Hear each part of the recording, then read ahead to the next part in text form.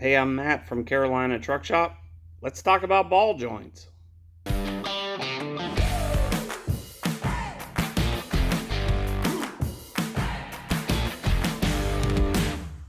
From 1963 through 1987, the front C10 suspension stayed relatively the same.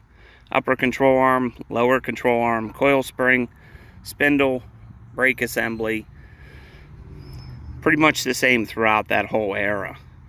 There are a few changes, however. The drum brakes from 1963 through 1970 switched over to disc brakes in 71.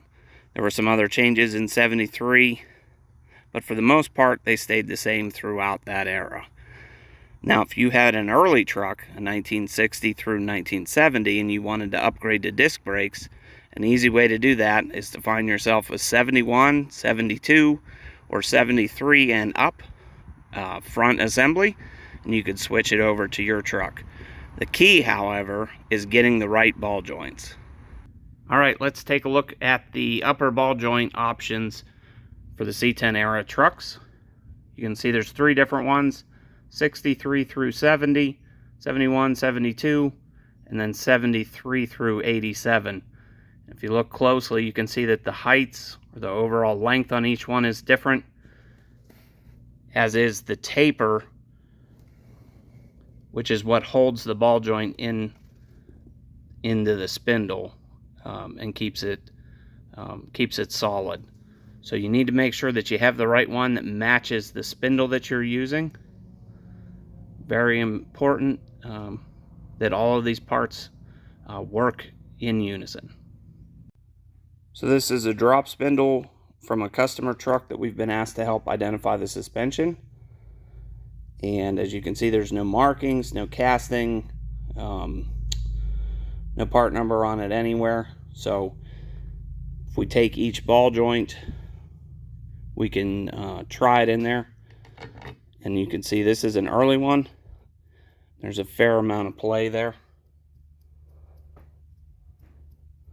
So we know that one's not correct.